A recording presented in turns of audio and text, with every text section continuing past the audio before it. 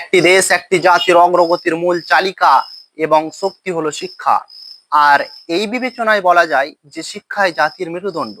ভাইয়েরা, আজকে রাস্তাঘাটে, দোকানপাটে, গাড়িতে, বাড়িতে, দেশের সর্বস্তরে একটি শব্দ শুনতে পাই, আর সেটি হলো শিক্ষাই জাতির মেরুদণ্ড। তো দেখি আজকে কোন শিক্ষায় জাতির মেরুদণ্ড? কবি শামসুর রহমানের শিক্ষা কি জাতির মেরুদণ্ড? তাসলিমা নাসরিনের শিক্ষা কি জাতির মেরুদণ্ড?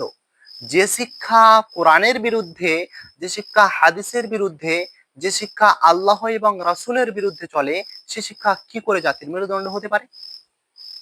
বরং যে শিক্ষা লাভ করেছেন আপনার নবী, আমার নবী, সারা বিশ্বের নবী হযরত মুহাম্মদ সাল্লাল্লাহু আলাইহি সাল্লাম এবং তার সাহাবায়ে কেরামগণ, সে শিক্ষাই হচ্ছে আসল শিক্ষা, আর এটিই হচ্ছে জাতির মেরুদণ্ড।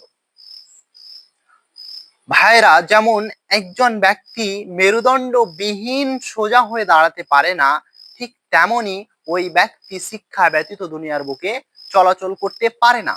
তাহলে সেই ব্যক্তির মধ্যে তো সঠিক ইলম, সঠিক শিক্ষা থাকা দরকার।